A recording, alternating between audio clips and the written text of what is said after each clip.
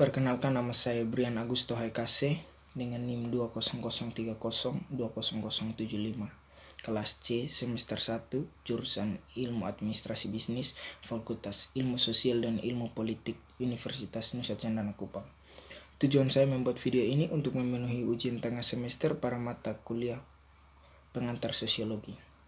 Maka dari itu saya akan membahas tentang buku yang telah direview dari slide 2-34. Apa itu sosiologi?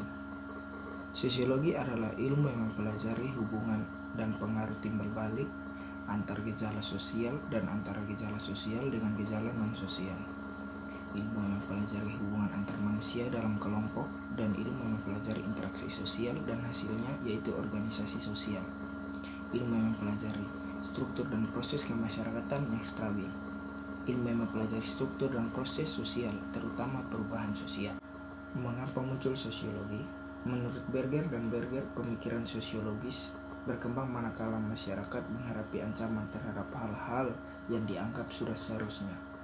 Contohnya, disintegrasi reformasi Martin Luther, munculnya kapitalisme, revolusi industri, dan revolusi Prancis. Masi dan kebudayaan. Pendahuluan masyarakat adalah sekelompok orang yang hidup bersama dan menghasilkan kebudayaan. Tidak ada masyarakat tanpa kebudayaan dan tidak ada kebudayaan tanpa masyarakat. Kedua itu Melville J. Herkovitz memandang kebudayaan sebagai sesuatu yang bersifat superorganik. Kebudayaan tetap eksis meskipun anggota masyarakat pendukungnya berganti-ganti. Apa itu kebudayaan? Yang pertama, kebudayaan adalah kompleks yang mencakup pengetahuan, kepercayaan, kesenian, moral, hukum, adat istiadat, serta kemampuan-kemampuan dan kebiasaan-kebiasaan yang diperoleh manusia sebagai anggota masyarakat. Yang kedua, Selo Sumarjan dan Sulaiman Sumardi mendefinisikan kebudayaan sebagai hasil cipta, rasa, dan karsa manusia. Unsur-unsur kebudayaan. Unsur kebudayaan menurut Kluckhohn dalam Universal Categories of Culture meliputi peralatan dan perlengkapan hidup manusia, pakaian, perumahan, peralatan rumah tangga, senjata, alat produksi, alat transportasi, mata pencarian hidup dan sistem ekonomi, pertanian, peternakan, sistem produksi, distribusi, konsumsi, sistem kemasyarakatan, dalamnya ada sistem kekerabatan, organisasi politik, sistem hukum, sistem perkawinan, bahasa, lisan maupun tertulis, kesenian, seni rupa, seni tari, seni suara, seni gerak, sistem pengetahuan religi, di dalamnya ada sistem kepercayaan agama, dan seterusnya. Kebudayaan terkait dengan hubungan antar manusia. Kebudayaan merupakan design for living atau blueprint for behavior yang menetapkan aturan mengenai apa yang seharusnya selayaknya dilakukan atau tidak dilakukan. Unsur normatif. Unsur normatif kebudayaan. Yang pertama, unsur penilaian, baik buruk, benar salah, menyenangkan tidak menyenangkan. Yang kedua, unsur perintah, boleh tidak boleh, perintah larangan. Tiga, unsur kepercayaan, selamatan, upacara, dan ritual. Kebudayaan sebagai sistem. Norma kebudayaan menyangkut aturan yang harus diikuti, bersifat normatif. Kebudayaan menentukan cara bertindak, cara berpikir, dan cara merasa yang dikenal dan diikuti secara umum oleh para anggota masyarakat. Klasifikasi norma masyarakat. William Graham Sumner dalam bukunya Folkways mengklasifikasikan norma-norma masyarakat berdasarkan daya paksanya terhadap para anggota masyarakat sebagai berikut. Kebiasaan, cara yang lazim dan wajar serta dilakukan berulang-ulang dan melakukan sesuatu oleh sekelompok orang. Contoh, berjabat tangan, cara makan, dan seterusnya. Tata kelakuan, gagasan yang kuat tentang salah dan benar, yang menuntut tindakan tertentu dan melarang yang lain. Contoh, tabu, orang Banyumas tidak boleh bepergian pada hari Sabtu. Lembaga sosial, sistem hubungan sosial yang terorganisasi yang mewujudkan nilai-nilai dan tata cara umum tertentu untuk memenuhi kebutuhan dasar masyarakat. Contoh, lembaga keluarga, agama, pemerintah, pendidikan, ekonomi. Hukum, tata kelakuan yang terkodifikasi, sanksinya jelas. Contoh, KUHP, Undang-Undang Kesehatan, Undang-Undang Perlindungan Anak, dan seterusnya. Nilai, gagasan tentang apakah pengalaman berarti atau tidak berarti. Contoh, nilai tentang virginitas perempuan, dan seterusnya. Kebudayaan dan kepribadian. Setiap masyarakat memberikan pengalaman tertentu yang tidak diberikan masyarakat lain kepada para anggotanya. Timbul konfigurasi kepribadian yang khas dan dari para anggota masyarakat tersebut, disebut modal personality atau Du Bois. Sebagian besar ciri kepribadian dimiliki oleh sebagian besar anggota masyarakat tersebut. Kebudayaan modal, misalnya orang Jawa halus tidak suka terus terang, sementara orang Batak. Kebudayaan modal hanya berlaku pada masyarakat sederhana dengan kebudayaannya sulit. Relativisme kebudayaan.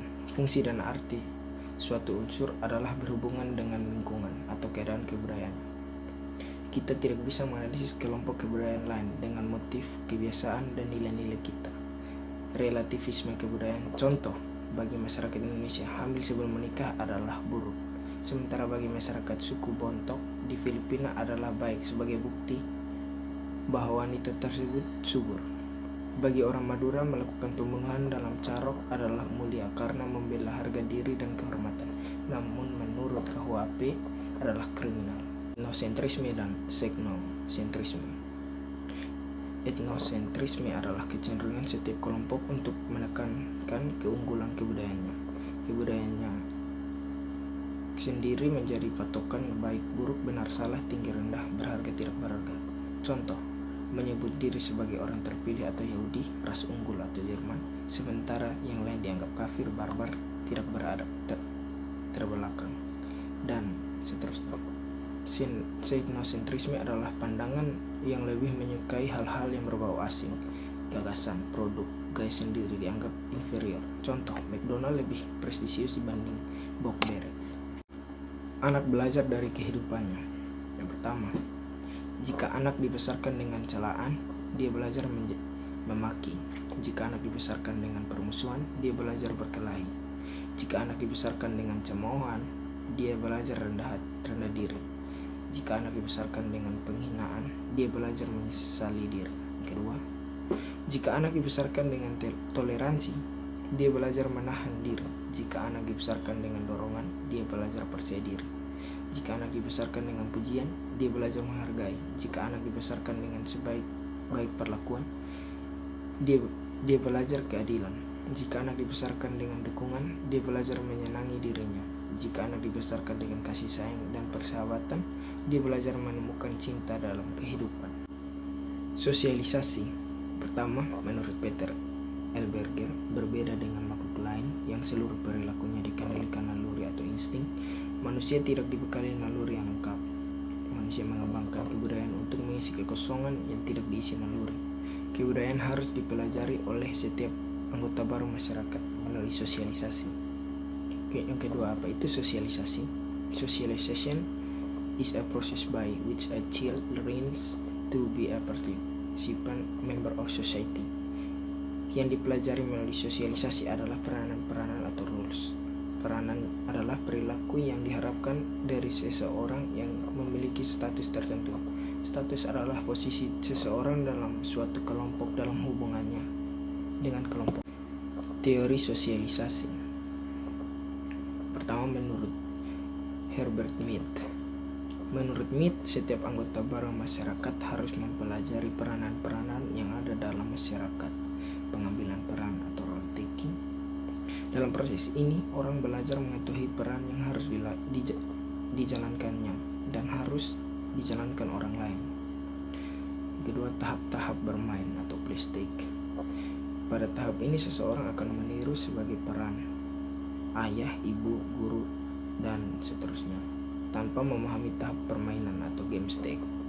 Pada tahap ini, anak sudah tahu peran yang harus dijalankannya dan peran orang lain. Tahap pengambilan peran atau role taking. Pada tahap ini, anak sudah dapat mengambil peran orang lain. Dalam tahap awal sosialisasi, ada orang-orang penting dalam proses sosialisasinya, misalnya ayah, ibu, guru, tokoh idola, dan lain-lain. Teori sosialisasi. Yang kedua, Charles Horton Cooley. Menurut Cooley, konsep diri atau self-concept seseorang berkembang melalui interaksinya dengan orang lain. Looking glass self, diri seseorang memantulkan apa yang dirasakannya sebagai tanggapan masyarakat. Tahap-tahapnya, persepsi kita tentang bagaimana kita dipandang orang lain, persepsi kita tentang penilaian mereka mengenai bagaimana kita dipandang orang lain, perasaan kita tentang penilaian-penilaian tersebut. Agen-agen sosialisasi. Fuller dan Jacobs mengidentifikasi agen-agen sosialisasi utama, yakni keluarga, merupakan agen sosialisasi pertama dan utama. Teman bermain atau peer group, agen sosialisasi pada tahap permainan. Sekolah media massa, saat ini terutama televisi sebagai the first god. Jalaluddin Rahmat atau the first evil. Macam-macam sosialisasi. Pertama, Berger dan Lackman memilah menjadi sosialisasi primer atau primary socialization. Sosialisasi pertama yang dijalani individu semasa kecil melalui mana dia menjadi anggota masyarakat. Yang kedua, sosialisasi sekunder atau secondary socialization. Proses berikutnya yang memperkenalkan individu yang telah disosialisasi ke dalam sektor baru dari dunia objektif masyarakat. Yang kedua adalah sosialisasi sekunder. Yang pertama, salah satu bentuk sosialisasi sekunder adalah resosialisasi yang didahului desosialisasi. Dalam desosialisasi, individu mengalami pencabutan diri yang dimilikinya, sedangkan dalam resosialisasi, individu diberi suatu diri yang baru. Terjadi dalam total institution seperti penjara, rumah sakit jiwa, atau government.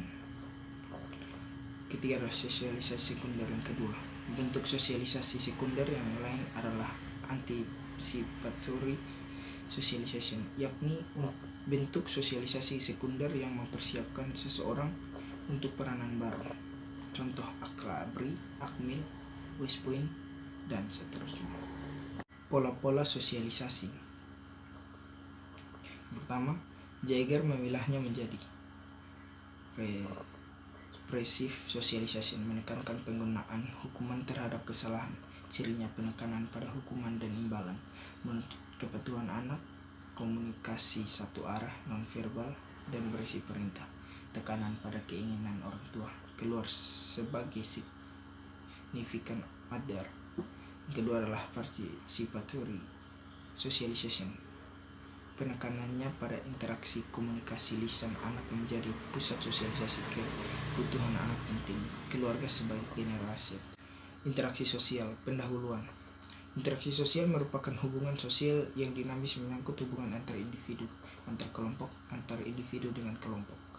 Kedua adalah interaksi sosial didasari oleh berbagai faktor, meliputi imitasi atau penilaian, sugesti atau pandangan hidup yang diterima orang lain, identifikasi atau kecenderungan dan keinginan seseorang untuk seperti orang lain, simpati atau ketertarikan seseorang kepada pihak lain. Yang ketiga adalah syarat interaksi sosial.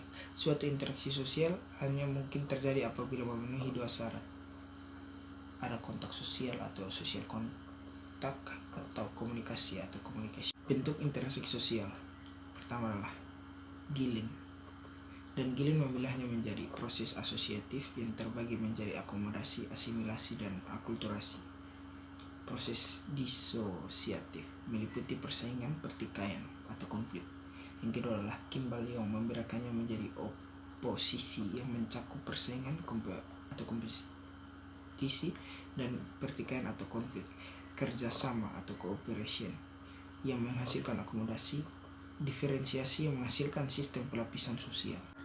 Akomodasi adalah suatu proses di mana orang per orang atau kelompok manusia yang mula-mula saling bertentangan kemudian saling menyesuaikan diri untuk mengatasi kekurangan-kekurangan. Tujuan akomodasi antara lain mencegah pertentangan, kedua mencegah meledaknya suatu pertentangan untuk sementara waktu. Ketiga, memungkinkan kerjasama. Keempat, mengupayakan peleburan antara kelompok sosial yang berbeda. Bentuk akomodasi, paksaan, kompromi. Ketiga, penengah, persetujuan, toleransi, kemacetan, dan peradilan. Asimilasi. Asimilasi adalah pembaruan dua kebudayaan yang disertai dengan hilangnya ciri khas kebudayaan asli sehingga membentuk kebudayaan baru. Suatu asimilasi ditandai oleh usaha-usaha mengurangi perbedaan antara orang atau kelompok, artinya menyesuaikan kemauannya dengan kemauan kelompok. Akulturasi adalah suatu proses sosial yang timbul manakala suatu kelompok manusia dengan kebudayaan tertentu diharapkan dengan unsur dari suatu kebudayaan asing. Kebudayaan asing itu lambat laun diterima dan diolah ke dalam kebudayaannya sendiri tanpa menyebabkan hilangnya unsur kebudayaan kelompok itu. Interaksionisme simbolik. Pertama, interaksionisme simbolik merupakan salah satu pendekatan untuk mempelajari interaksi sosial. Pendekatan ini bersumber pada pemikiran Herbert Mead. Mengikuti pemikiran Mead, Herbert Blumer mengemukakan 3 pokok pikiran interaksionisme simbolik, yakni bahwa manusia bertindak terhadap suatu atas dasar makna yang dimiliki suatu tersebut baginya. Kedua, bahwa makna yang dimiliki sesuatu tersebut berasal atau muncul dari interaksi sosial antar individu. Bahwa makna diperlakukan atau diubah melalui proses penafsiran yang digunakan orang dalam menghadapi sesuatu. Definisi situasi. Konsep definisi situasi atau the definition of situation berasal dari William Isaac Thomas. Menurutnya, seseorang tidak langsung memberikan reaksi manakala dia mendapat rangsang dari luar. Tindakan seseorang selalu didahului tahap penilaian dan pertimbangan. Rangsangan dari luar diseleksi melalui proses yang disebutnya definisi atau penafsiran situasi. Dalam proses ini, individu memberikan makna atas rangsang yang diterimanya. Menurut W. Thomas, if people define things as real, they will be real in their consequences. Jika orang mendefinisikan situasi sebagai nyata, maka akibatnya dramaturgi. All the wars stake and all the men and women merely players. Irving Goffman dalam bukunya The Presentation of Everyday Life mengemukakan pemikirannya tentang interaksi sosial. Menurutnya, individu yang berjumpa dengan orang lain akan mencari informasi mengenai orang yang dijumpainya atau menggunakan informasi yang dimilikinya, antara lain untuk mendefinisi situasi. Dalam setiap perjumpaan, masing-masing pihak membuat pernyataan dan pihak lain memperoleh kesan. Expression dibedakan menjadi expression given atau pernyataan yang diberikan dan expression given off atau pernyataan yang dilepaskan. Keduanya bisa saling mendukung atau mengucapkan turut bela sungkawa dengan muka sedih atau bertentangan, mengucapkan terima kasih dengan wajah. Status dan peranan. Salah satu perhatian para ahli sosiologi adalah struktur sosial atau sosial struktur. Struktur sosial adalah pola perilaku yang berulang-ulang yang menciptakan hubungan antar individu dan antar kelompok dalam masyarakat. Dalam membahas struktur sosial, ada 2 konsep penting di dalamnya, yaitu status dan peranan. Apa itu status dan peranan? Status adalah posisi seorang dalam suatu kelompok atau posisi suatu kelompok dalam hubungannya dengan kelompok lain. Menurut Ralph Linton, status is a collection of rights and duties. Peranan atau role adalah perilaku yang diharapkan dari seseorang yang memiliki status tertentu. A dynamic aspect of status. Aspek dalam peran. Seseorang tidak dapat mengisi suatu peran dengan senang dan sukses tanpa disosialisasikan untuk menerima bahwa peran tersebut berguna, memuaskan, dan sesuai. Dalam mempelajari peran, sekurangnya harus melibatkan dua aspek. Kita harus belajar melaksanakan kewajiban dan menuntut hak kita. Harus memiliki hak dan kita harus memiliki sikap, perasaan, dan harapan-harapan sesuai peran-peran. Perilaku peran. Perilaku peran adalah peran yang sesungguhnya dilakukan oleh orang yang memiliki status tertentu. Perilaku peran mungkin tidak sesuai atau berbeda dari peran yang diharapkan. Contoh, dosen menjadi PK, mahasiswa menjadi PSK, pakaian seragam, tanda pangkat, gelar, upacara keagamaan adalah alat bantu perilaku peran, menyebabkan orang lain mengharapkan dan merasakan perilaku yang diperlukan peran tersebut dan mendorong si aktor berperan sesuai tuntutan peran. Contoh, polisi berseragam lebih berwibawa daripada polisi preman. Manajemen kesan. Sebagai perilaku peran merupakan pemeranan peran tanpa sadar karena sudah terinternalisasi sebagai hasil sosialisasi yang panjang.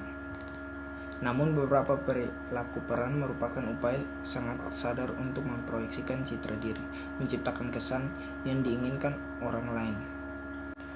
Macam-macam status yang diberikan.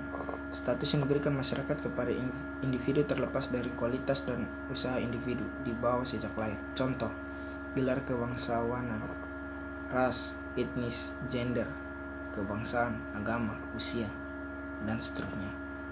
Status yang diperjuangkan. Status yang menuntut kualitas tertentu yang harus diraih melalui persaingan dan usaha pribadi. Perlu diperjuangkan. Contoh, tingkat pendidikan, kekayaan, kekuasaan, dan seterusnya.